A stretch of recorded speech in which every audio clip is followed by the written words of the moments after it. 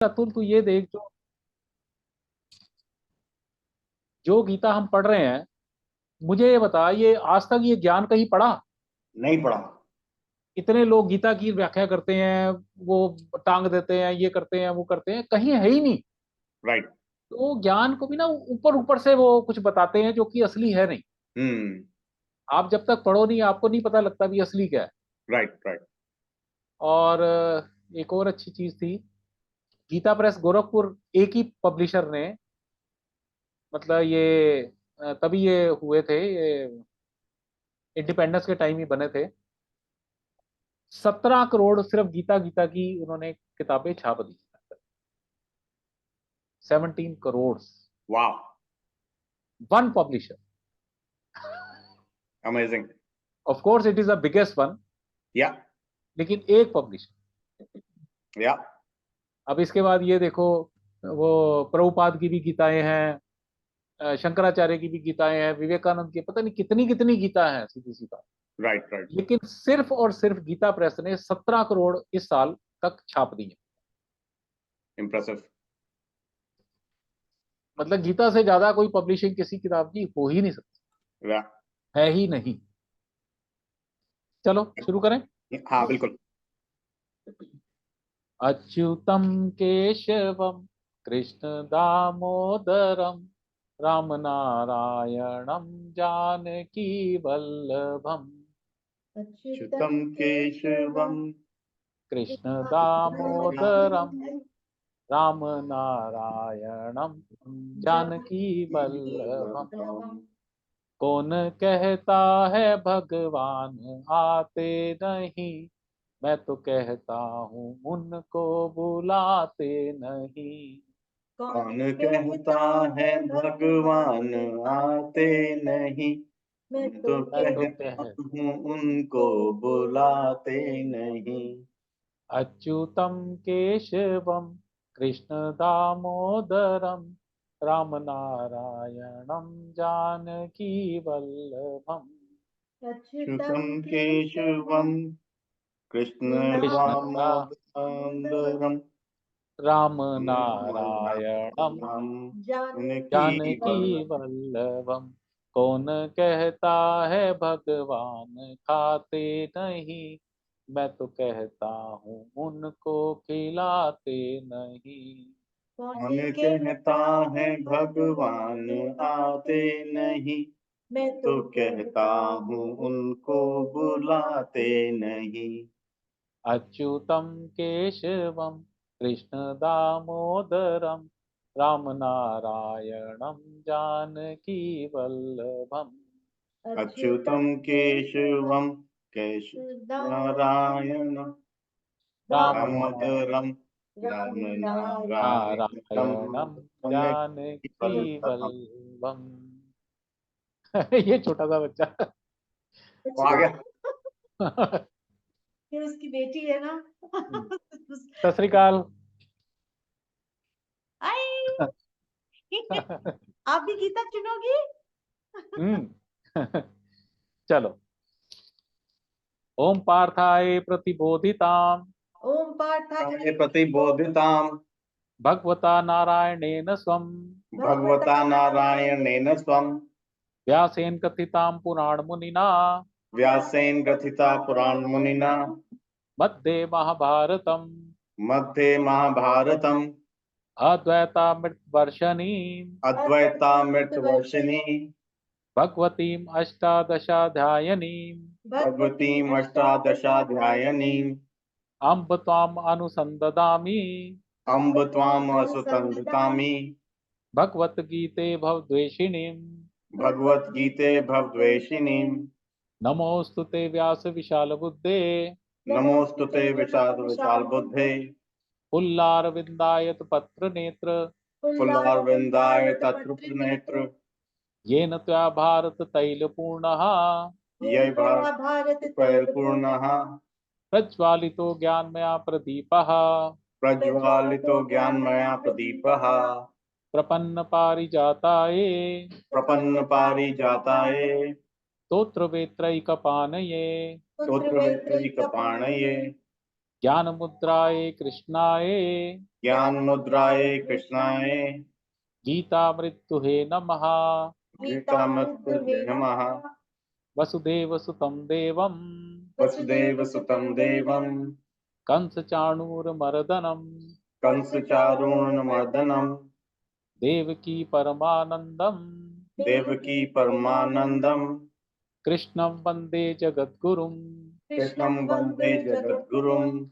भीष्म द्रोण तटा जयद्रथजला भीष्म द्रोण तथा जयद्रथचला गांधारनी लोतपला गांधारी नीलोत्पला शल्ये ग्रहावती कृपेण वहिनी शल्ये गृहवती कृपेण वहिनी कर्णेन वेलाकुला कर्णेन वेलाकुला अश्वत्थाम विकर्ण घोरमकरा अश्वत्थाम विकर घोणमत्रा दुर्योधना वर्तिनी दुर्योधनावर्तिनी सोतीर्णा खलौ पांडवैरण नदी ज्योतिर्न खलु प्रणति कई वर्त कहा केशवाः कई वर्तकः केशवः पाराशरे वचा सुरोजममलम् पाराशरय स्वचा सरोजममलम् गीतार्थ गंधोतकटम गीतार्थ गंधोत्कटम् नानाख्यान केसरम हरिकथा नानाख्यानं केशरं करिकथा संबोधना बोधितम संबोधना बोधितम् लोके सज्जन षटपदैरहा लोके सज्जन षट्पैदरा पेपिये मानं मुदा पेपिये मानं मुदा भूयात् भारत पंकजम कलिमल भूया भारत पंकज कलिमलम् प्रध्वंसीना श्रेयसे प्रध्वंसी न श्रेयसे मूकं करोति वाचालम मुखं करोति वाचालम् पंगुम लंघयते गिरिम पंगुं लंघयते गिरिम् यत्कृपातम हम वंदे यत्कृपातं हं वन्दे परमानंद माधवम परमानंद माधवम् शांताकारं भुजगशयनं शान्ताकारं भुजगशयनं पद्मनाभं सुरेशं पद्मनाभं सुरेशं विश्वाधारं गगनसदृशं विश्वाधारं गगनसदृशं मेघवर्णं शुभांगं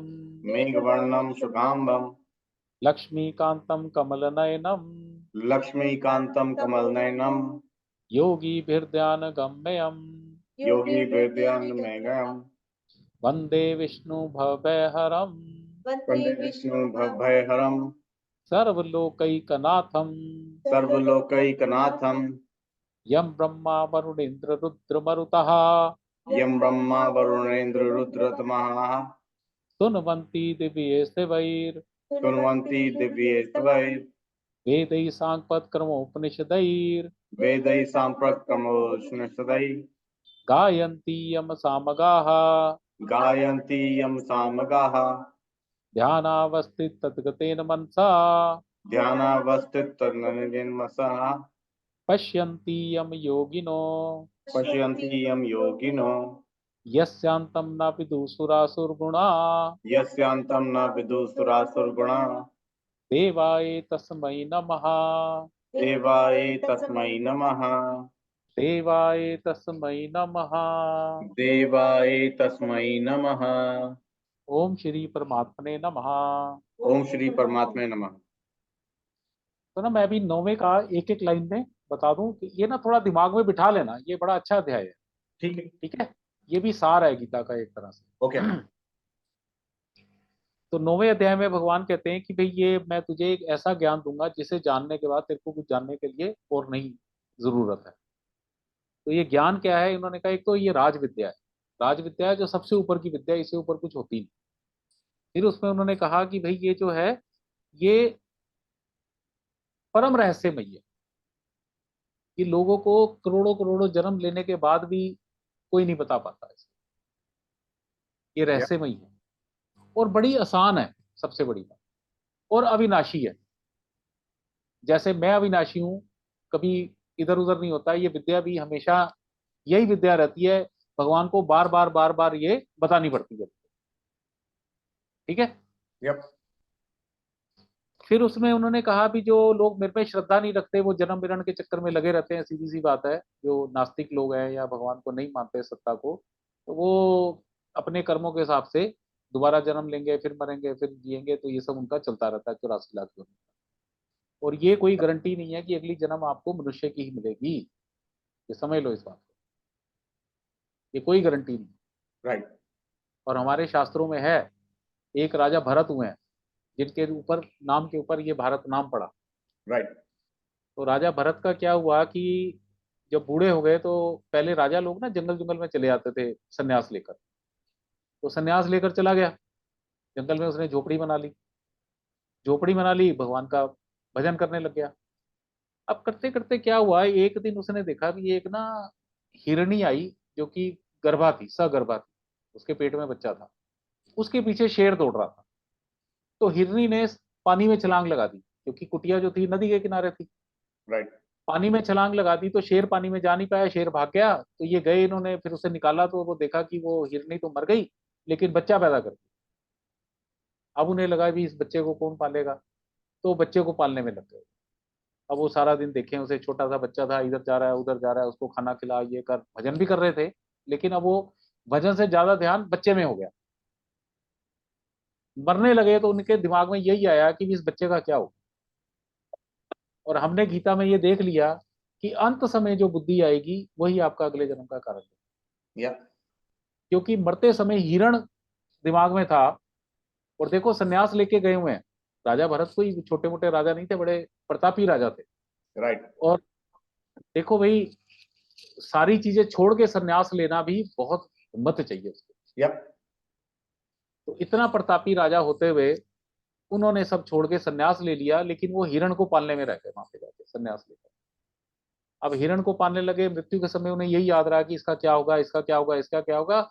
अगले जन्म में हिरण की योनि मिली। ये हमारे शास्त्र कहते हैं, उसमें कहीं कोई असत्य बात नहीं है, ये सत्य राइट। घटना। अब हिरण की योनि मिली, लेकिन उन्होंने भजन बड़ा किया हुआ था, तो उन्हें याद रहा कि मैं हिरण हूं। अगले जन्म में मतलब वो हिरण बने तो उन्हें याद था कि भी मैं किस कारणवश हिरण बना। तो जब भी वो शरीर त्यागा उसका उन्होंने, तो फिर मनुष्य की योनि मिली। फिर इनका नाम माँ बाप ने भरत ही रखा। लेकिन अब इन्होंने क्या किया, इन्होंने कहा जी अब मैंने फंसना ही नहीं है। ये ना जानबूझ के पागलों वाली हरकतें करने लगे। इन्हें याद था सारा जन्म, इन्हें अपना पूर्व जन्म भी याद था, उससे पूर्व जन्म भी याद था, क्योंकि भक्ति बहुत की हुई थी। तो ये पागलों वाली हरकतें करने लगे। तो फिर इनका नाम घर वालों ने रख दिया जड़ भरत। जड़ मीन्स मूर्ख, ये मूर्ख भरत। हम्म। अब वो मूर्खों वाली हरकतें करते थे। उसे जैसे कहते थे भी जा खेत में जाके खड़ा हो, जानवरों को हटा, तो जानवरों को और खेतों में घुसा देता था वो। मतलब सारे उल्टे पुल्टे काम करता था कि भी उसका कहीं भी मोह ना आए। कहानी बहुत बढ़िया है, लेकिन सिर्फ इतना बताने के लिए था कि अगला जन्म भी मनुष्य का होगा, ये कोई गारंटी नहीं है। यप। हमारे शिवानंद बाबा तो कहते थे कि घर के जो चूहे और ये सारे हैं ना, छिपकलियां, ये सब तुम्हारी पूर्वज हैं जो इस घर में घुसे पड़े हैं, जो निकलते नहीं घर से। क्योंकि प्रेम होता है, मतलब है बड़ी कड़वी बात लेकिन ये ऐसा है। तो इसलिए मनुष्य जन्म को संभालना चाहिए बहुत। क्योंकि बाकी सब योनियों में आप ना कर्म कर सकते हैं, वो तो भोग योनि है। कोई कर्म आपने गलत किया तो उसको भोगने की योनि। लेकिन चेतना को उठाने की योनि 84 लाख योनियों में सिर्फ एक मनुष्य कर सकता है, और कोई नहीं कर सकता। राइट। मनुष्य ही भागवत सुन सकता है, मनुष्य ही गीता का पाठ कर सकता है, मनुष्य ही भजन कर सकता है, जानवर वानवर नहीं कर सकता। लेकिन ऐसा देखा गया कि बड़े सारे केसेस में जानवर भी करते हैं। आज ही एक संत कथा बता रहे थे कि जब बाबरी मस्जिद का वो हुआ ना, तोड़ा गया 1992 में, तो जत्थे के जत्थे लोगों के गए बाबरी मस्जिद के लिए। और मुलायम सिंह वो थे, उन्होंने सारे रास्ते बंद कर दिए। तो एक वो संत बता रहा था, कह रहा जी हम लोग चले उज्जैन से, उनके साथ एक गाय भी चली। अच्छा, रास्ते में वो फिर जब वो आने लगा अयोध्या, तो उससे 50 किलोमीटर उन्होंने सब बैरिकेडिंग करती थी कि कोई भी राम कार सेवक अंदर घुस ना पाए। तो कह रहे जी लोग कोई गांवों से निकल के बड़ी मुश्किल से पहुंचे या वहां से वापस हो गए।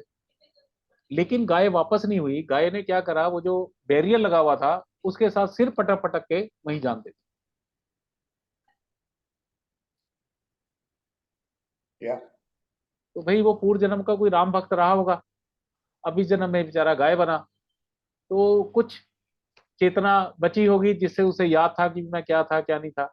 और है ऐसे एक यहाँ बड़े ऐसे केस किस्से हैं यार। एक शिव मंदिर है जहाँ पे जब वो शाम को शिव को वो अभिषेक करते हैं, एक सांप कहीं से आता है, उसके ऊपर लपेट के बैठ जाता है, और जब वो पूजा खत्म हो जाती है वो चला जाता Wow. है। ऐसे बहुत किस्से हैं। Hmm. बंदर है, हनुमान जी की जब भी आरती होगी आके बैठ जाएगा, चुपचाप प्रसाद दो लेके चला जाएगा आरती खत्म होने के बाद। तो मनुष्य की योनि को बड़ा संभाल के रखना चाहिए, वेस्ट नहीं करना चाहिए। Right. तो अच्छा, फिर भगवान ने ये कहा कि सारा संसार मेरे से ही व्याप्त है। और वो कैसे व्याप्त है, उन्होंने उसका एग्जाम्पल दिया। उन्होंने कहा कि जैसे आकाश है, आकाश के अंदर वायु रहती है, सब कुछ रहता है आकाश के अंदर। वायु जो है वो दुर्गंध भी ग्रहण कर लेती है, सुगंध भी ग्रहण कर लेती है, कभी सुगंधित हो जाती है, कभी दुर्गंधित हो जाती है। लेकिन आकाश को इससे कोई फर्क नहीं पड़ता।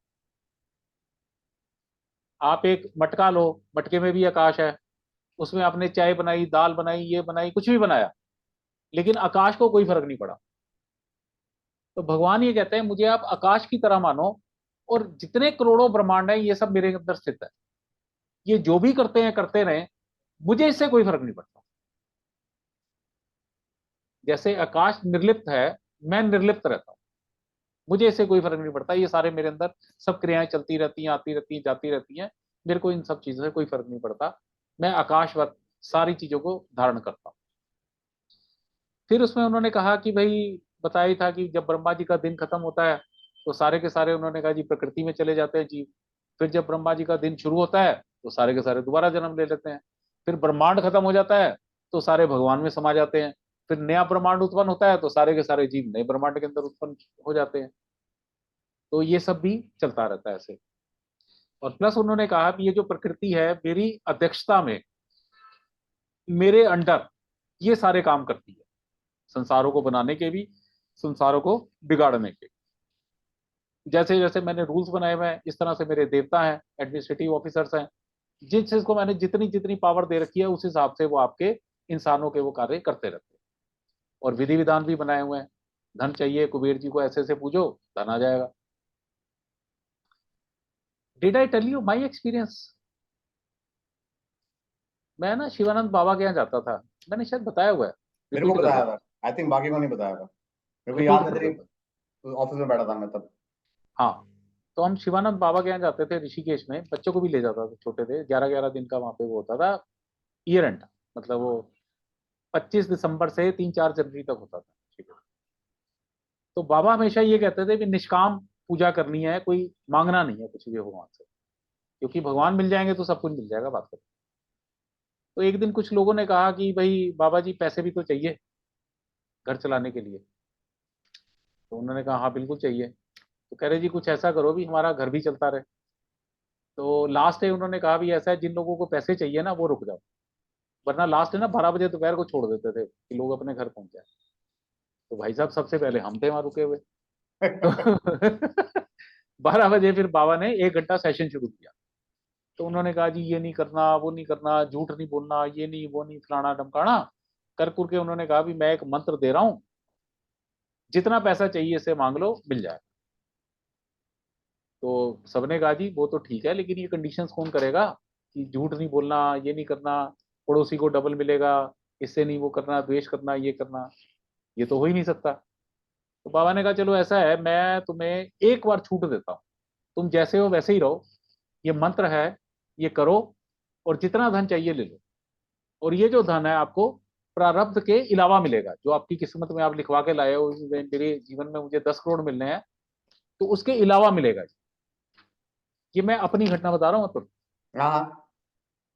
और मंत्र इतना था, ABCD, मात्र 4 अक्षर, अक्षर भी नहीं, का खा गा घा ऐसा, हाँ। इतना ही मंत्र था। और उसकी एक माला रोज करनी थी। तो भाई साहब हम भी सवेरे उठे, और ये बात है 20 एक साल हो गए, 20-25 साल। तो विश्वास तो इतना ही था पूरा सूरा। तो हमने मन में माना जी 5 लाख। वैसे 5 लाख की बहुत रकम थी। तो हमने कहा जी 5 लाख, ना वो 5 लाख का निश्चय किया, और उसके बाद रोज सवेरे उठे, नहा धो के वो एबीसीडी करें, 5 मिनट में हो जाती थी, उसके बाद सो जाते थे। कैन यू बिलीव, 3 तारीख को 4 तारीख को मंत्र शुरू किया और 25 जनवरी से पहले कुछ ऐसा हुआ, एग्जैक्टली मुझे 5 लाख रुपए किसी प्रॉपर्टी डील में मिले, जिसमें ना मेरा लेना था ना मेरा देना। Exactly 5 lakhs I made out of it.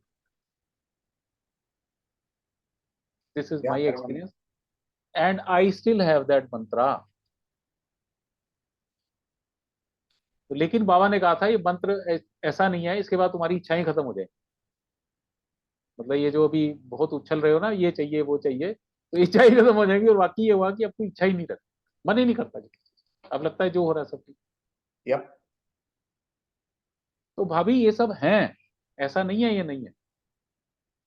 तो भगवान ने यही कहा भी ये सारे जितने भी देव देवता हैं, ये सब मेरे बनाए हुए नियमों के अनुसार आपकी जो इच्छा होती है वो इच्छाएं आपकी पूरी कर सकते हैं। लेकिन देवताओं में एक प्रॉब्लम होती है, वो नाराज हो जाते हैं। आपने उनकी पूजा नहीं की, भूल गए, भाई देवता ने कुछ दिया तो वो एक्सपेक्ट करता है कि आप मेरी पूजा वूजा करते रहो, उनको भी खुश करते रहो। लेकिन अगर आपने उसे खुश नहीं किया, कोई अनुष्ठान में कोई गलती कर दी, तो वो थप्पड़ मारने लग जाते हैं। ठीक है नहीं? यप। और प्लस भगवान ने ये कहा कि भाई मैं भी कर्म करता हूं, सृष्टियां बनाता हूं, सृष्टियां बिगाड़ता हूं, लेकिन मुझे ये कर्म नहीं बांधते। क्यों नहीं बांधते? क्योंकि इन सृष्टियों को बनाने में और बिगाड़ने में मेरी कोई मोह नहीं है। तो ये एक उन्होंने एक थंब रूल दिया कि हम भी अगर कर्म करें और उसमें अपना मोह ना रखें, तो उस कर्म का शुभ और अशुभ फल नहीं बनता। ठीक है भाभी?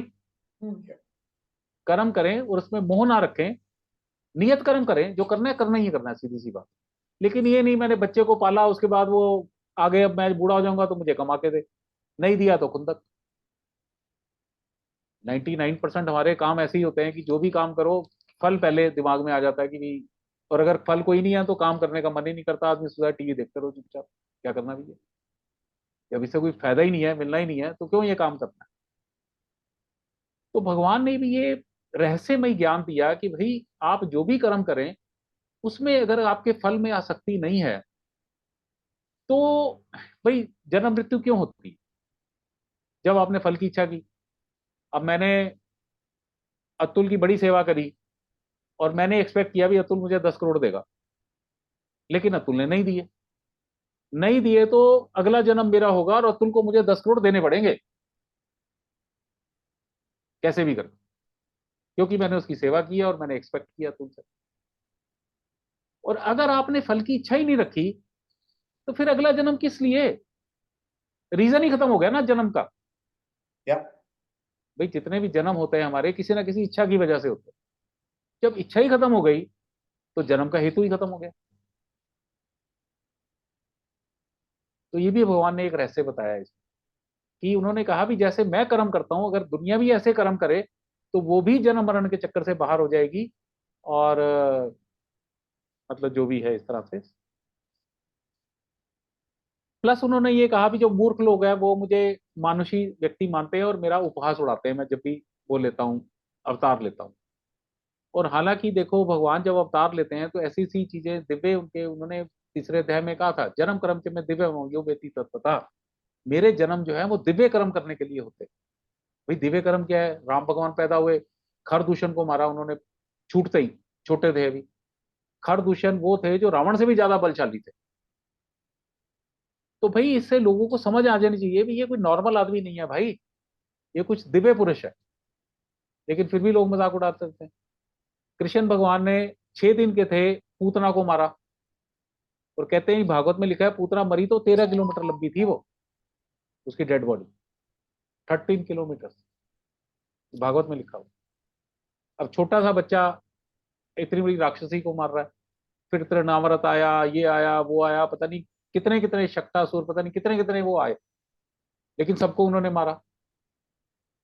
फिर वो इंद्र ने वर्षा की तो उन्होंने पूरा गोवर्धन पर्वत उठा लिया। तो ये सब बड़े दिव्य कर्म है भगवान। लेकिन फिर भी ये वो शिशुपाल उनको गाली देने से बाज नहीं आता था। यप। तो उन्होंने कहा जो मूर्ख लोग जो है वो मुझे एक आम मनुष्य की तरह मानते हैं और मेरा उपहास उड़ाते हैं, मेरी जो भी लीलाएं मैं करता हूँ। लेकिन जो महात्मा है वो मेरा भजन करने में लगे रहते हैं। और फिर उसमें उन्होंने कहा, थोड़ा सा उन्होंने बताया कि मैं ही यज्ञ हूँ, मैं ही स्वधा हूँ, सारे यज्ञों का भोक्ता भी मैं हूँ, मतलब फाइनल अथॉरिटी मैं ही हूँ, उन्होंने ये बताया। फिर एक और रहस्यमयी बात बताई उन्होंने। उन्होंने कहा भी कुछ सकाम कर्मी क्या करते हैं, वेदों को पढ़ के, वेदों में बस उतना ही पढ़ते हैं, उससे आगे नहीं पढ़ते। कहाँ तक जाते हैं वो, कि भाई ये यज्ञ करो, ये हवन करो, आपको स्वर्ग मिले। इससे आगे वो पढ़ना ही नहीं चाहते क्या है क्या नहीं। और ये मैंने बताया था, ये भी एक एक तरह की एक लेवल है। भाई आदमी काका का करता है, पहले एबीसी पढ़ता है, फिर उसके बाद वो थोड़ा वर्ड्स पढ़ता है, फिर वो लैंग्वेज पढ़ता है, फिर वो किताबें पढ़ता है, फिर वो उपन्यास पढ़ता है, फिर वो खुद पीएचडी कर लिखता है और खुद किताबें लिखता है। तो सकाम करना, कर्म जो है निष्काम कर्म की एक सीढ़ी है, लोग उससे आगे नहीं जा पाते।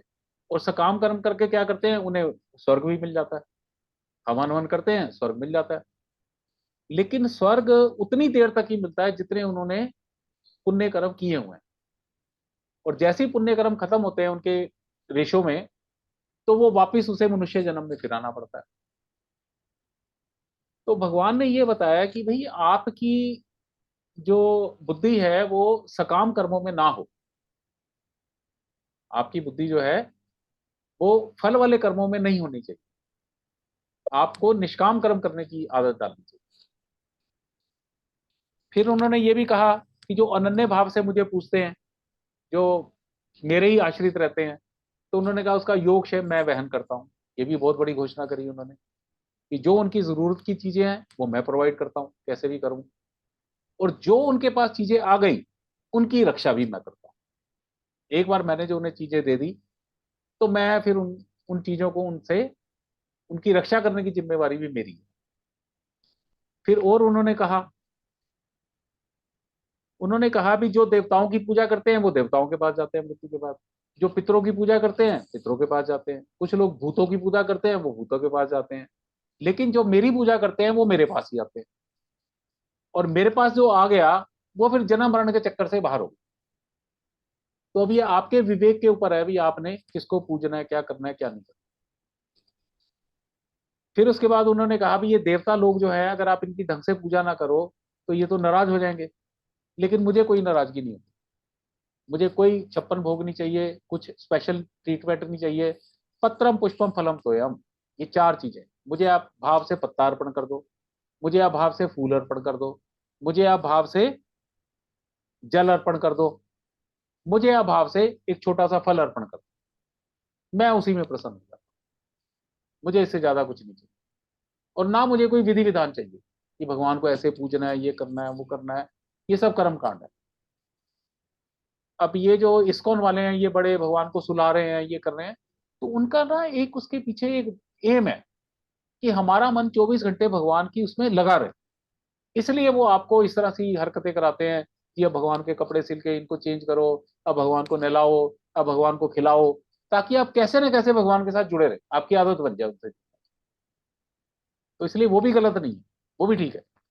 लेकिन भगवान कह रहे हैं भी मुझे तो प्रेम से आप जल ही चढ़ा दो थोड़ा सा, मैं उसी में प्रसन्न हूं, मुझे कुछ नहीं चाहिए। फिर सबसे बड़ा श्लोक इसमें बोला उन्होंने, 9वें का 27वां। यत करोशी, जो करते हो, यद अश्नासी, जो खाते हो, यद जुहोशी, जो हवन करते हो, ददासियत, जो दान करते हो, यत तपस्सी, जो तप करते हो, वो सब आप मुझे अर्पण करो।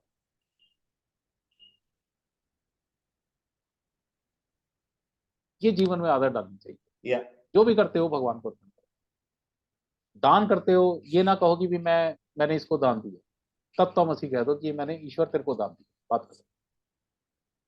खाना खाते हो, खाने खाने से पहले एक मैंने बताया था श्लोक है, तो दियम वस्तु गोविंद तू भी मैं सब, हे ईश्वर तेरी ही चीज है, तेरे को ही अर्पण, क्योंकि हम भी उसी के हैं। मैं नहीं खा रहा, ये तू ही खा रहा है, खत्म। अब इससे होगा क्या, आगे उन्होंने बताया, शुभ शुभ फलाइरो मोक्षे कर्म बंधन है। इस तरह से अगर तू सब चीजें मुझे अर्पण करेगा, तो कर्म बंधन के जो वो अशुभ और शुभ फल होते हैं वो तेरे को नहीं लगेंगे। क्योंकि जब हर चीज आपने ईश्वर को ही अर्पण कर दी, तो बंधन आपको तो हुआ ही नहीं ना, Yeah. कर्म बंधन खत्म हो गया। Yep. तो ये सबसे बड़ा रहस्य 9वें अध्याय में भगवान ने बताया, जो करते हो मुझे अर्पण करो। देखो ऐसा है अतुल, जो तेरे प्रारब्ध में है वो तो भगवान भी नहीं रोक सकता। Right. भाई अगर तेरे प्रारब्ध में 50 करोड़ की प्रॉपर्टी है, 100 करोड़ की तेरी वर्थ होनी है, वो तो होनी होनी है, उसको कोई रोक नहीं सकता, बात खत्म। तू ना भी लेना चाहे, तेरी लॉटरी खुल जाएगी, ये होगा वो होगा, it will come to you, बात खत्म। तो इसलिए भाई देखो, प्रारब्ध से ज्यादा मिलना नहीं, तो हम क्यों लालच करें चीजों का? जो करते हो भगवान के अर्पण कर दो, खत्म Yeah. बात।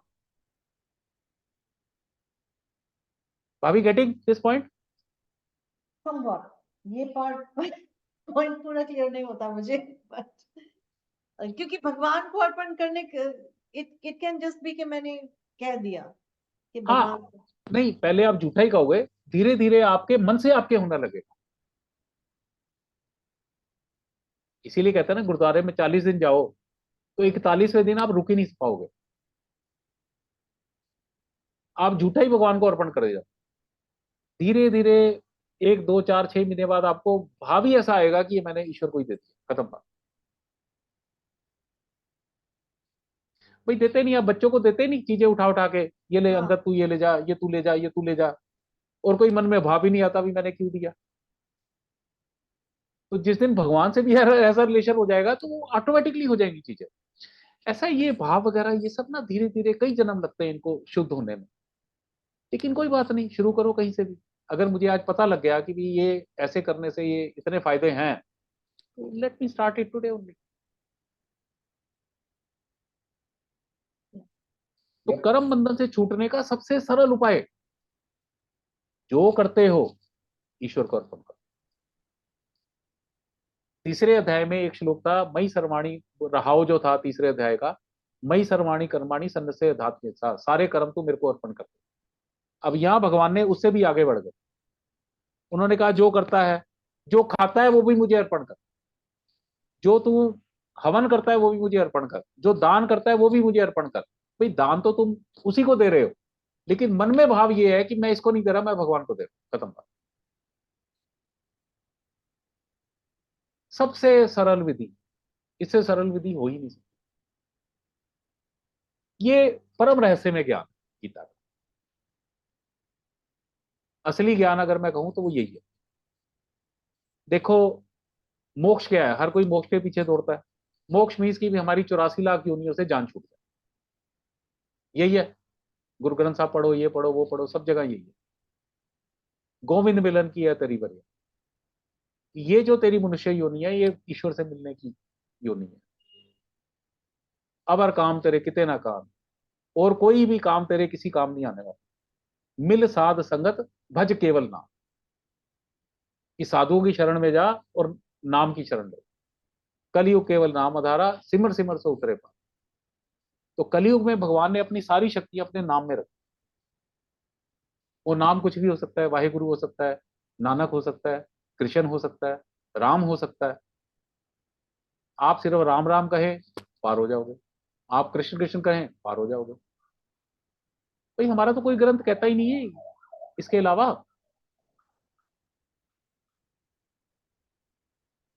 भाई गुरु ग्रंथ साहब की कितनी अच्छी लाइन है, गोविंद मिलन की है तेरी बरिया, ये जो तेरी योनि मनुष्य ने मुझे, ये ईश्वर से मिलने की बारी है। अवर काज तेरे कितने ना काम, और जो भी तू करता है वो कोई काम नहीं आने वाले तेरे। मिल साध संगत भज केवल ना,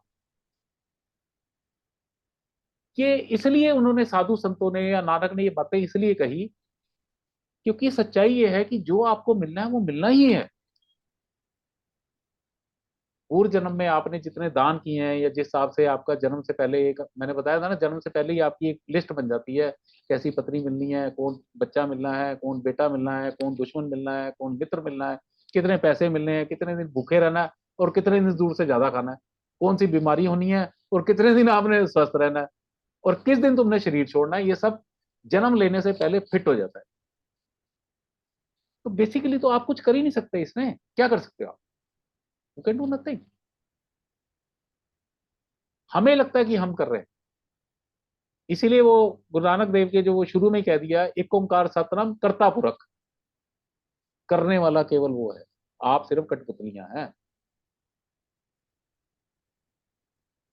मतलब हमें इनके मीनिंग समझने चाहिए ना, तब समझ आते हैं। ये कह दिया कर्ता पुरख, लेकिन किसी को पता ही नहीं क्या मतलब इसका। कर्ता पुरख मीन्स करने वाला तो वो पुरुष है, हम नहीं करते कुछ भी। भाई आप चाहते हो आप बूढ़े हो? नहीं, लेकिन हो जाते हैं। आप चाहते हो बाल सफेद हो? नहीं, लेकिन हो रहे हैं। तो जैसे ये सब हो रहे हैं वैसे ही जिंदगी चल रही है, हमें लगता है कि हम कर रहे हैं, लेकिन हमने करना वही है जो हमारे प्रारब्ध में लिखा हुआ है। ये भी बात सच्ची है। तो कर्मण्येवाधिकार से, कर्म करने का अधिकार दे रखा है, लेकिन वो बड़ा लिमिटेड अधिकार है। बाकी तो जीवन प्रारब्ध के हिसाब से ही चलता है, जो आप लिखवा के लाए हो उसी हिसाब से जीवन चलेगा। भाई कुंडली देख के मैं कह दूं ये बच्चा 3 साल बाद अमेरिका चला जाएगा, भाई कुंडली में लिखा है ना, पढ़ के बता देते हैं लोग। हमारा एक गुरु था, वो तो ये कहता था 4 दिन के बाद 3:05 पे तेरी टांग टूट जाएगी, घर से मत निकलिए। जब मैं एस्ट्रोलॉजी करता था, के एन राव थे, अभी भी हैं, अब तो ऑलमोस्ट डेथ बेड पे हैं, लेकिन वो ऐसा बंदा था। भाई वो कैसे बता देता था? कोई तो शास्त्र होगा ना, कोई विधि होगी जिसमें ये लिखा हुआ है कि ऐसा होना है। Yeah. अब भृगु संहिता है, उसमें लिखा होता है, भृगु संहिता लोग देखने जाते हैं, उसमें सारा लिखा होता है। आपके पिता का नाम रा से होगा, आपके 4 बच्चे होंगे, आपका ये होगा, आपका होगा, सब बंदों की वो लिखी हुई है उसमें। तो इसको मानो। आपकी शादी अतुल से ही होनी थी, अतुल की शादी आपसे ही होनी थी, इसमें कोई चेंज हो ही नहीं सकता था। हमें लगता है जी हमने अतुल को ढूंढा, अतुल ने मुझे ढूंढा, ये किया वो किया, फलाना ढमकाना, वो ऐसे ही होना था।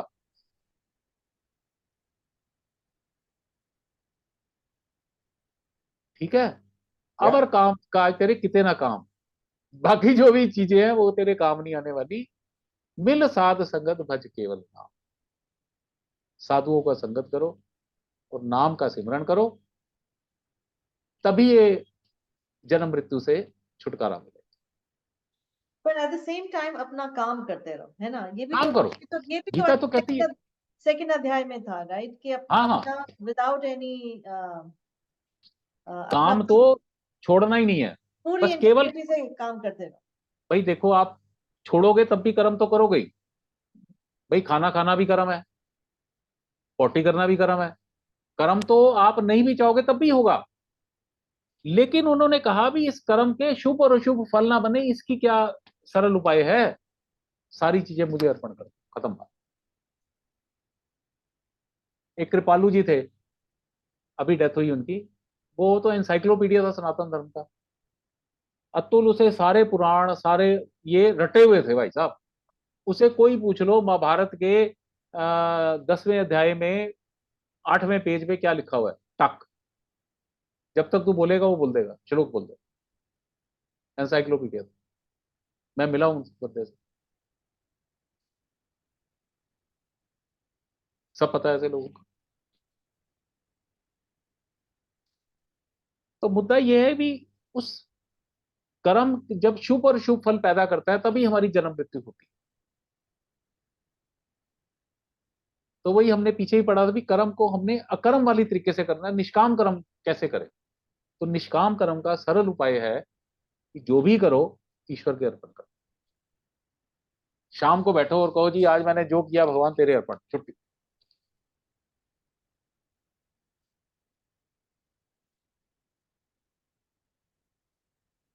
मतलब ये बड़ा रहस्यमय ज्ञान है, लेकिन प्रैक्टिस करोगे समझ आना शुरू हो जाए।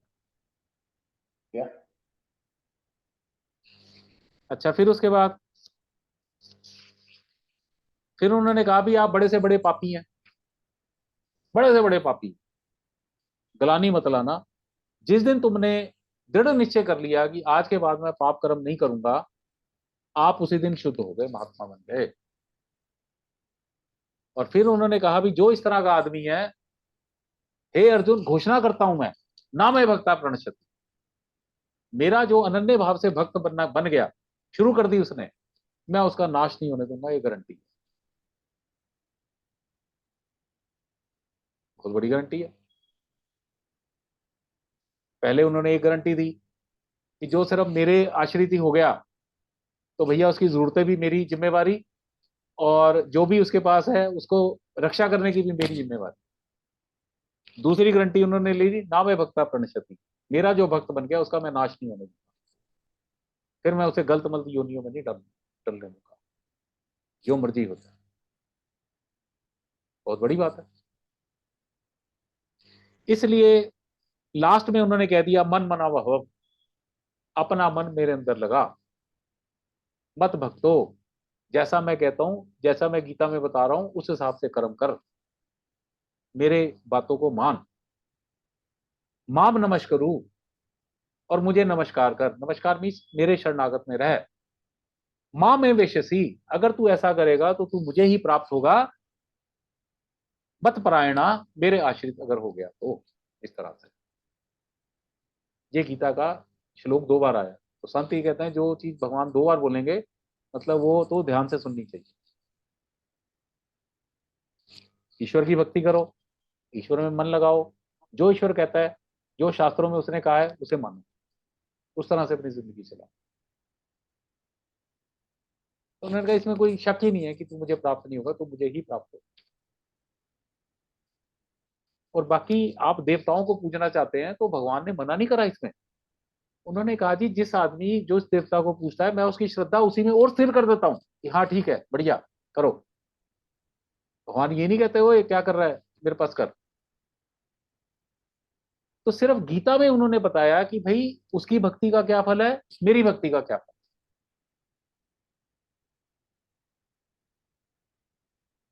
अब ये जो इसके पढ़ते हैं हम ये श्लोक अभी पढ़ते हैं ना, पार्थाय प्रतिबोधिता, ये पहले का मैं मीनिंग बता देता हूँ आपको। पार्थाय प्रतिबोधिता, पार्थ मैंने अर्जुन, पार्थाय जब आय आ जाता है तो पार्थ के लिए, संस्कृत में जहां भी आय आ जाएगा तो उसका मतलब के लिए, पार्थ के लिए, ज्ञान देने के लिए। प्रतिबोधता, बोध होता है ज्ञान, प्रतिबोधिता मीन्स सुपर ज्ञान देने के लिए। भगवता नारायण स्वयं, नारायण भगवान स्वम, नारायण के अवतार हैं कृष्ण, कृष्ण भी और राम भी, वही विष्णु नारायण एक ही है। तो नारायण भगवान ने सम स्वम अर्जुन को ज्ञान देने के लिए, पार्थाय प्रतिबोधिता, पार्थ को बोध देने के लिए। भगवता नारायण स्वयं, भगवान नारायण स्वयं क्या किया उन्होंने, व्यासेन ग्रथिताम पुराण मुनिना, जो उन्होंने ज्ञान दिया वो व्यास जो ऋषि थे उन्होंने उसको एक ग्रंथ में रचित कर दिया। ज्ञान कब दिया, मध्य महाभारतम, महाभारत का युद्ध हो रहा था उसके बीच मध्य। कैसा ज्ञान दिया, अद्वैतामृत वर्षिणी, भगवान ने 2 तरह के ज्ञान दिए। सबसे पहला अद्वैत, अद्वैत आपको शुरू शुरू में मैंने बताया था ना, जिसमें बैठ जाओ योग में, सांख्य योग वगैरह, अष्टांग योग करो और भगवान से प्राण लगा लो और ये कर लो वो सारा। और कैसे दिया उन्होंने, भगवती अष्टादशाध्यायिनी, वो जो गीता बनी वो 18 अध्याय की माँ भगवती बनी, गीता रूपी भगवत। अम्ब त्वाम अनुसंधान भगवत गीता भवदेशनी, और वो जो भगवान के मुख से निकला वो भगवान का गीत था गाया हुआ। गीता नाम ही इसीलिए कि भगवान का गीत।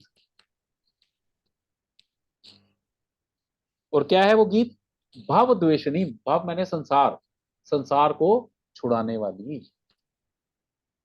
जब आप गीता पढ़ते हो तो आपका संसार का जन्म मृत्यु का चक्कर छूट जाता है। ये ध्यान का सबसे पहला श्लोक का ये मतलब, अर्जुन को ज्ञान देने के लिए जो भी उन्होंने कहा वो उनकी गीता थी, गीत था, और उसको व्यास व्यास मुनि ने ग्रंथ में अंदर रचना कर दी। और वो गीत क्या है, संसार से छुड़ाने वाली। भव द्वेष नहीं, भव मैंने संसार, द्वेष नहीं मीन्स उससे द्वेष करने वाली या संसार से छुड़ाने वाली। देखो हमारे 2 मेन ग्रंथ है, पता नहीं आपको पता है, एक भागवत भी है, पता है ना अब्दुल, एक भगवत गीता है एक भागवत। भगवत गीता है जो महाभारत के अंदर भगवान ने अर्जुन को दिया, that is called Bhagavad Gita, भगवान का गीत जो भगवान ने कहा। और भागवत जो है वो भगवान के विषय में व्यास मुनि ने ग्रंथ लिखा पूरा, कि भगवान कैसे पैदा हुए, पूर्व जन्म में क्या थे, कभी राम बने, 24 अवतार, ये वो फलाना ढिमकाना बने, भक्त क्या थे। वो भागवत एक 27,000 के पता नहीं 1 लाख श्लोकों का एक अलग ग्रंथ है। भागवत भगवान के विषय में कहा गया, और भगवत गीता भगवान का गीत जो कि भगवान ने स्वयं आपको सुनाया।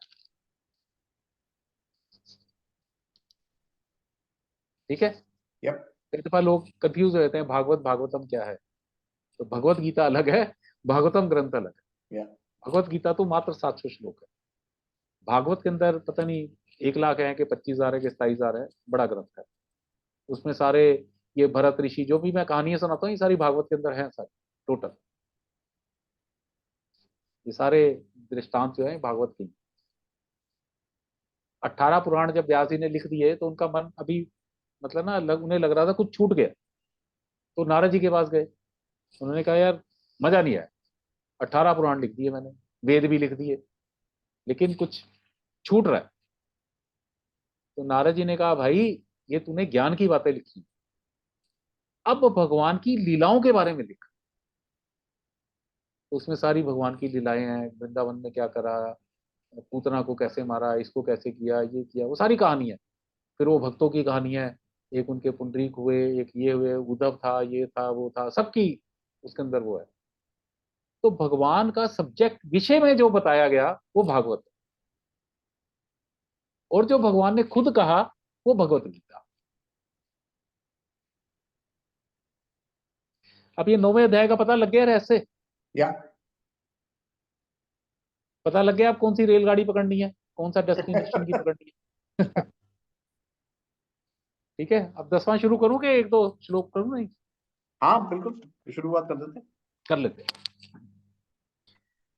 श्री भगवान उवाच श्री भगवान उवाच भूये महाबाहो भुवयं महाबाहो शृणु मे परमं वचः शृणु मे परमं वचः यत्तेऽहं प्रीयमाणाय यत्तेऽहं प्रीयमाणाय वक्ष्यामि हितकामया। वक्ष्यामि हितकामया। मैंने इसको थोड़ा जल्दी ले लेता हूँ एक एक लाइन में, ठीक है, ज्यादा एक्सप्लेन नहीं करता। इसमें उन्होंने भूया होता है दोबारा से, हे अर्जुन दोबारा से सुन, मेरे और वचन सुन और बातें सुन। 9वें अध्याय में तो मैंने कह ही दिया तेरे को, लेकिन मैं और भी तेरे को मैं कुछ बताना चाहता हूँ। क्यों बताना चाहता हूँ? क्योंकि प्रिय माणाए, तू मेरा बड़ा प्रिय है, मैं तेरे से बड़ा प्रेम करता हूँ। प्रिय माणाए, मैं तेरे से बड़ा प्रेम रखता हूँ। वक्ष्यामि हित कामया, वक्ष्यामि मैंने कहता हूँ, क्यों कहता हूँ? तेरे हित के लिए कहता हूँ, क्योंकि तू मुझे प्रिय है। भाई जो दोस्त होता है, दोस्त के हित की बात ही कही जाती है ना। तो भगवान ये कह रहे हैं भी अभी तक तो मैंने जो बताया ये तो है ही है, अब मैं आगे तेरे को कुछ और बताऊंगा। क्यों बताऊंगा? क्योंकि तू मेरा मित्र है, और मित्र भी है, और तेरे हित की मैं इच्छा रखता हूँ, कामना करता हूँ। क्या है वो अब बताया जो, ना मैं विदु सुरगुणा न मे विदु सुरगुणा प्रभव ना महर्षय प्रभं न महर्षयः एम आदिर्हि देवानाम अहम् आदिर्हि देवानां महर्षीणाम च सर्वशाः। महर्षीणां च सर्वशः। ना मैं विदु, विदु मैंने होता है जानना, मुझे नहीं जानते। कौन? सुरगणा, ये जितने भी देवता लोग हैं ये मुझे नहीं जानते। प्रभव ना महर्षिया, और बड़े बड़े महर्षि भी मेरे को नहीं जानते, मेरे को वैसे भी नहीं जानते। और प्रभव होता है जब मैं प्रकट होता हूँ मनुष्य रूप में, राम ये वो, तब भी नहीं जानते ये लोग, क्योंकि मैं मनुष्य जैसे काम करता हूँ। बल्कि संत लोग भगवान को कभी को प्यार से ना कपटी मनुष्य कहते हैं। कपटी मनुष्य क्यों कहते हैं? भाई वो कपट करते हैं, बताते ही नहीं मैं भगवान हूँ। भी राम ने कहीं बताया नहीं मैं भगवान हूं। अब कृष्ण ने लीलाएं जरूर की, बताया तो सिर्फ अर्जुन को ही ना कि मैं भगवान हूं, वरना तो मनुष्य की तरह ही रहते थे। तो संत लोग कई बार भगवान को कपटी मनुष्य कहते हैं, भी कपट करते हैं, आते हैं लेकिन बताते ही नहीं, अपना स्वरूप ही नहीं बताते। तो उन्होंने कहा मुझे देवता भी नहीं जानते, बड़े बड़े महर्षि भी नहीं जानते, और मैं जब मनुष्य का रूप धारण करता हूं तब भी नहीं जानते। एम आदिर ही देवानाम, क्यों नहीं जानते? क्योंकि मैं सबका आदि कारण हूं। जो भागवत ग्रंथ है ना, उसमें चतुर्श्लोकी 4 श्लोक ऐसे हैं जो कर लो तो कहते हैं कि पूरी भागवत होगी। ऐसे गीता के भी 4 श्लोक हैं, दुर्गा सप्तशती के 7 श्लोक हैं, 7 श्लोक कर लो तो समझो पूरा दुर्गा सप्तशती हो गई। तो उसका जो पहला श्लोक है ना चतुर्श्रुति भागवत का, वो ये कहता है अहम एव आसम एव अग्रे ना अन्यत। जब कुछ नहीं था, अहम एव आसम, मैं ही था, अग्रे मीन्स सबसे पहले, ना अन्यत कुछ नहीं था, यत सत असत परम, जो भी सत्य है या असत्य है, इससे पहले जो भी था वो मैं ही था। पश्चात अहम, जब ये सब खत्म हो जाएगा तब भी मैं ही रहूंगा। यत एतच्चा सो अवशिष्यते सो अस्मि अहम। ये जब संसार का पचाड़ा सब खत्म हो जाएगा तो जो बचेगा अवशिष्यते, वो भी मैं ही हूंगा। जब कुछ नहीं था मैं था, जब ये कुछ नहीं होगा तब भी मैं आऊंगा। ये भागवत का पहला श्लोक है, अहम एव वासम एव, सबसे पहले मैं ही, ना अन्य कुछ नहीं था। सत्य भी नहीं था, असत्य भी नहीं था, आत्मा भी नहीं थी, परमात्मा भी नहीं थी, संसार भी नहीं था, मैं ही था। पश्चात अहम, जब ये सब खत्म हो जाएगा तब भी मैं ही रहूंगा। तो क्यों नहीं जानते? क्योंकि भगवान ही सबसे सबके आदि कारण है। तो इसको ऐसे समझो ना, अब बच्चा कहे जी मैं अपनी दादी को जानता हूं, कैसे पैदा हुई, क्या ऐसा पॉसिबल है? नहीं। दादी कह सकती है जी ये बच्चा, मैं इसको जानती हूँ, मेरे सामने पैदा हुआ, माँ के पेट में कैसे था, क्या था, कैसे माँ को तंग करता था, लात मारता था, फिर छोटा था, क्या खाता था, क्या नहीं खाता था, दादी तो बता सकती है। बच्चा तो दादी के बारे में नहीं बता सकता ना। वो ये कह सकते हैं हाँ ये मेरी दादी है, या इससे ज्यादा नहीं बता सकता। तो देवता या महर्षि लोग क्यों नहीं जानते? क्योंकि भाई भगवान उनसे कहीं पहले के हैं, वो उनको नहीं जान सकते, जान ही नहीं सकते। अच्छा, फिर होता क्या है कि भगवान फिर वो लीलाएं भी करते रहते हैं बड़ी अजीब सी। भागवत के अंदर एक लीला आती है कि एक बार वो दुर्वासा ऋषि, उन्हें पता लगा जी भगवान ने अवतार लिया और वृंदावन में है। वो गए तो भगवान वहां मिट्टी मुट्टी खेल रहे थे, छोटे से थे बाल बिल्कुल। तो उन्होंने देखा कि ये तो मिट्टी खा रहा भाई, ये भगवान कैसे हो सकता है? तो ना सोच रहे थे, तो इतने में भगवान ने क्या किया, सांस ली बड़ी जोर की, दुर्वासा जी उनके मुंह में चले गए। मुंह में चले गए तो वहां उन्होंने देखा भी बड़े सारे लोग हैं अंदर, उसमें एक अजगर है। वो अजगर खा गया उनको। अजगर खा गया तो बड़े सारे टाइम वो अजगर के पेट में रहे। फिर अजगर के पेट में ही उन्होंने बड़े सारे लोग देखने शुरू कर दिए। फिर वो उन्होंने वहां 100 करोड़ वर्ष तप किया। तप करके बाहर आए। बाहर आए तो फिर वो वहां से घूमते घामते, बड़ी लंबी सी स्टोरी है, फिर वो कृष्ण जी के गोलोक चले गए, जहाँ पे कृष्ण जी का अपना गोलोक है, वहां चले गए। वहां कृष्ण जी देखा तो हंस रहे थे वो। तो जो भगवान जोर की हंसे तो दुर्वासा जी बाहर आ गए उनके मुंह से। बाहर आए तो उन्होंने देखा वो बच्चा वहीं खेल रहा है। जबकि वो दुर्वासा तो करोड़ों वर्ष अंदर तप तुप करके आ गए अंदर से। तो मतलब वो ऐसी लीलाएं करते हैं भगवान, बंदे को मुंह में डाल देते। और फिर मैंने बताया था वो ब्रह्मा जी आए देखने। ब्रह्मा जी आए तो भगवान क्या कर रहे थे, उनका एक दोस्त वो लस्सी पी गया और वो उसने बांटी नहीं बाकी वालों को।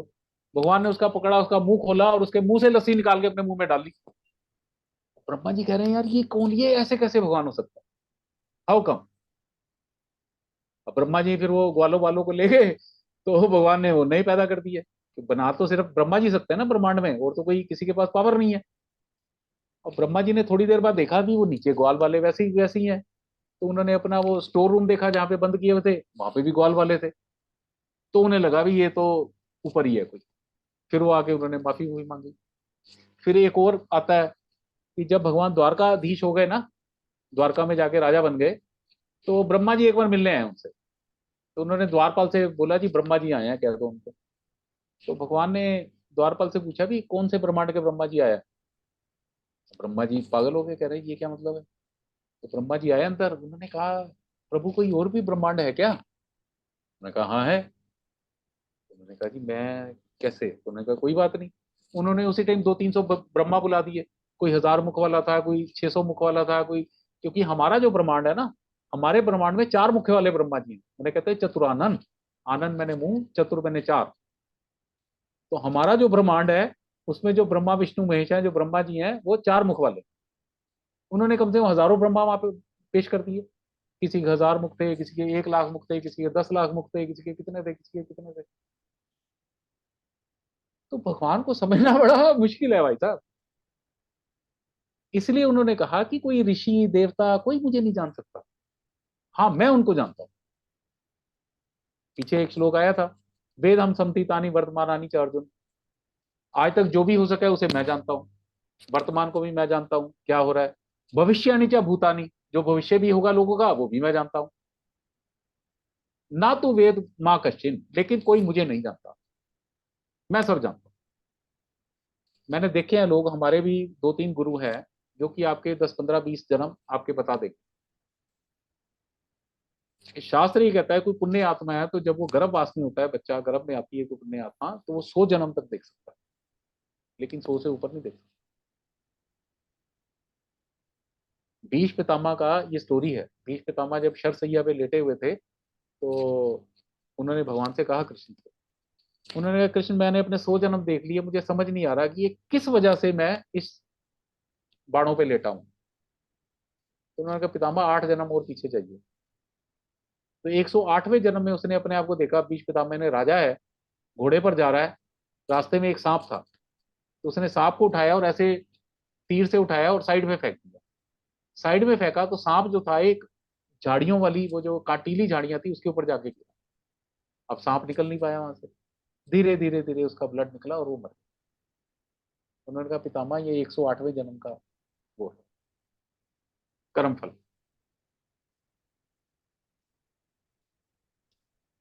तो भगवान सब जानते हैं। हमारे अगर खरबों खरबों जन्म हो गए हैं तो वो खरबों जन्म को जानते हैं, वो ही नोज एवरीथिंग।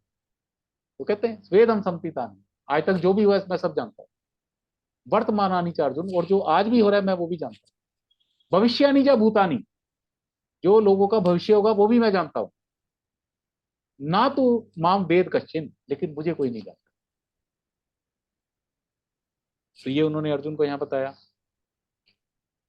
फिर तीसरा है, यो माम अजम अनादिम च यो माम अजम अनादिम च वेत्ति लोक महेश्वरम वेत्ति लोक महेश्वरम असमूढ़ा समर्तेषु असमूढ़ा समर्तेषु सर्व पापै प्रमुच्यते। सर्व पापै प्रमुच्यते। हाँ, तो उन्होंने कहा जो माम मुझको, अजम, अजम मैंने कि भी जो जन्म नहीं लेता, भगवान प्रकट होते, जन्म तो हम लोग होते लेते। क्यों? हम अपने कर्मों के हिसाब से जन्म लेते।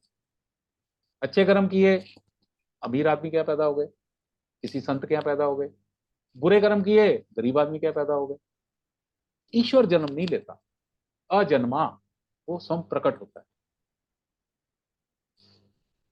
अनादिम, और मैं ही अनादि हूं, ये मैंने बता ही दिया कि जब कुछ नहीं था तब भी मैं था, जब ये कुछ नहीं बचेगा तब भी मैं रहूंगा। उनकी सत्ता तो हमेशा रहनी, अनादि। सर्वलोक महेश्वरम, ये जितने भी ब्रह्मांड लोक बनाए हुए हैं इन सबका ईश्वर भी मैं ही हूं। असमूढ़ा समर्तेषु, जिसको ऐसा भाव उसके मन में आ जाएगा कि कृष्ण ही सबका ईश्वर है, कृष्ण ही अनादि है, कृष्ण ही अजन्मा है, समर्तेषु सर्व पापै प्रमुच्यते, वो भी सर्व पापों से मुक्त हो जाता है। क्योंकि मैंने आपको बताया ना, हरि बिन तेरो कौन सा हरि, गुरु ग्रंथ साहब कहता है कि हरि के बिना तेरा कौन सा ही है।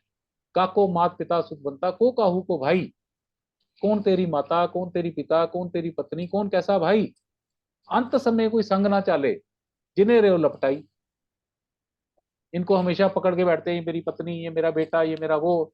जब मृत्यु आती है भाई साहब ये सब चले जाते हैं। कौन साथ रहता है उस टाइम? ईश्वर। हरि बिन तेरो कौन सा है। फिर उसके बाद 1-2 लाइनें और है भाई, उस लाइन का मतलब यह भी, संसार में तू लगा रहा और जो ईश्वर तेरा साथ देने वाला था उसको तूने, उसमें अपना मन ही नहीं लगाया। मन कहाँ लगाया? पत्नी में, बच्चों में, घर खरीदने में, गाड़ी खरीदने में, यहां मन लगाता रहा। और जो तेरा असली कंपेनियन है उसको तूने याद ही नहीं करा। अतुल ये तो सच्चाई है ना, ये तो मानोगे ना, मृत्यु हो जाए तो क्या होगा, Yep. सब अपने आप छूट जाएगा। Yep. लेकिन मैं तो रहूंगा ना, तो मैं किसके भरोसे रहूंगा, किसके साथ रहूंगा? ईश्वर। Yep. लेकिन हम अपने कार्यकलाप में इतने बिजी रहते हैं कि हम मानने को ही तैयार नहीं। एक बार ना वो उससे पूछा युधिष्ठिर से भी सबसे बड़ा आश्चर्य क्या है, उसने कहा सबसे बड़ा आश्चर्य यह है कि 10 साल का बच्चा भी मर रहा है, 40 साल का आदमी मर रहा है, 80 साल का बूढ़ा भी मर रहा है, सारी दुनिया मर रही है, काल के बस है। लेकिन हर आदमी ये सोचता है मेरे पास अभी बड़ा टाइम बचा है। यू नेवर नो सुबह उठोगे कि नहीं Yeah, उठोगे। exactly. Yeah. लेकिन ये मन में विचार नहीं आता, अब लगता नहीं अभी तो है, अभी 10-20 साल तो है बच्चे में। ये बेटा मेरा ख्याल रखेगा, ये पति मेरा ख्याल रखेगा। लेकिन भैया जब चले जाओगे तो कौन किसका ख्याल रखेगा, कैसे रखेगा?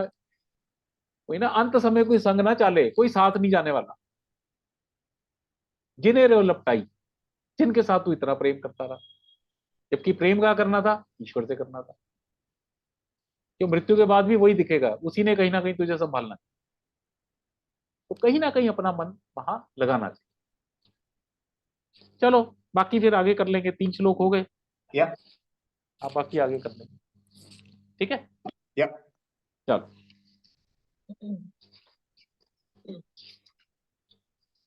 लेकिन ना मुझे लगा कि मैं 9वें अध्याय को ना दोबारा No, that simple was good. Yeah. तो ये टिकना चाहिए ये दिमाग, Yeah. ये चीज, क्योंकि ये ज्ञान कहीं नहीं मिलेगा, तो लिखवा के ले लो, Yeah. No, I agree. नहीं मिलेगा, अगले 100 जन्म भी नहीं मिले। लेकिन ये बड़ा सरल है, अब लग रहा है ना बड़ा सरल सा ज्ञान है, Yeah. लेकिन ये सरल ज्ञान भी नहीं मिलता कहीं। आदमी देवियों की पूजा करता रहता है, मजारों में बहुत चद्दर चढ़ाता रहता है, सूर्य को जल चढ़ा, इसको ये कर वो कर, फलाना ढमकाना, बीमार हो गए भाई साहब ये करो ठीक हो जाओगे, बस इसी में लगा रहता है। Yeah. निष्काम कर्म कहाँ कर। True.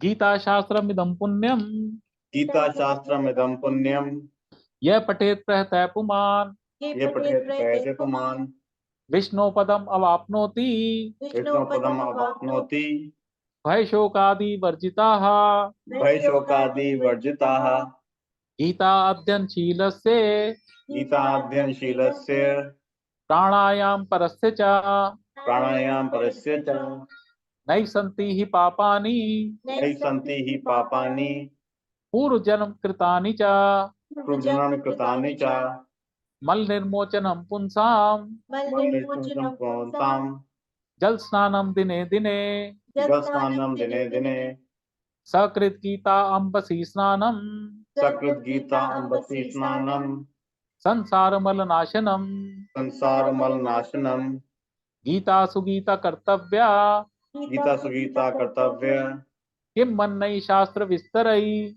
किं मन्यै शास्त्र विस्तरै या संपद्मनाभस्य यस्वं पदानास्य मुखपदवात विनिसृतः, पद्मात् निःसृताः भारत अमृत सर्वस्वम, भारत अमृत सर्वस्वं विष्णोर्वक्त्रात् विनिसृतम, विष्णुर्वक्राद् विनिसृतं गीता गंगोदकं पीत्वा, गीता गंगोदकं पीत्वा पुनर्जन्म न विद्यते, पुनर्जन्म न विद्यते सर्वो उपनिषदो गावो, सर्वोपनिषदो गावो दुग्धा गोपाल नंदनाः, दुग्धा गोपाल नंदनाः पार्थो वत्सा सुधीर्भोक्ता, पार्थो वत्सा सुधीर्भोक्ता दुग्धम गीतामृतम महत्, दुग्धं गीतामृतं महत् एकम शास्त्रम देवकी पुत्र गीतम, एकं शास्त्रं देवकी पुत्र गीतम् एको देवो देवकी पुत्र एव, एको देवो देवकी पुत्र एव एको मंत्रस्य तस्य नामानि यानि, एको मंत्रस्य तस्य नामान्यानि कर्म अपि एकम तस्य देवस्य सेवा। कर्मपि एकं तस्य देवस्य सेवा। ओम श्री परमात्मने नमः। ओम श्री परमात्मा नमः। भाई ये मान लो गीता तुम्हारी कोई इच्छाएं पूरी करने वाला ग्रंथ नहीं है, राइट। गीता आपको मोक्ष का रास्ता दिखाने वाला है। जन्म मृत्यु के चक्कर से बाहर ले जाने वाला था। लेकिन लोगों को अपनी इच्छाएं पूरी करनी थी, इसलिए कोई गीता पढ़ नहीं पाता। Right right right. नहीं पढ़ पाता, लोगों के घर में पढ़ी होती है लेकिन नहीं पढ़ पाते। वो खुद कहते हैं, कह रहे जी हम पढ़ने लगते हैं, वो पढ़ी नहीं जाती। क्योंकि ये ना मोक्ष का रास्ता समझ नहीं आता। या but I am telling you this is, ये अतुल, ये सच्चाई है। कई जन्मों के पुण्य यदि होते हैं तो हम गीता को समझने की कोशिश करें, या वरना नहीं हो सकती, नहीं हो सकती। चलो ठीक है, ओके, ओके जी। Thank you. अगले हफ्ते मिलते हैं। ठीक।